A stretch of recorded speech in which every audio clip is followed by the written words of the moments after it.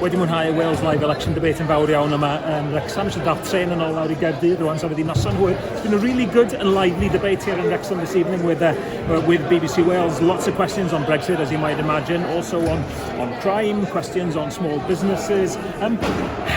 I think this is an engaged election, but with a week to go, we in Plaid Cymru want to take that engagement to you even more forcefully. Dyna ni wedi mwynhau'r wythnos ola o ymgyrchu o Ynys Môn i lawr i ddwyrain Caerfyrddin, y ser i gyd yn y canol. Mae gen Plaid Cymru neges glir a positif yn yr etholiad yma. Dwi wedi cael trafod rhai yn nhw yma heno. I've been able to discuss some of Plaid's positive messages here in Wrexham this evening. We look forward to having more conversations with you between now and the 12th of December.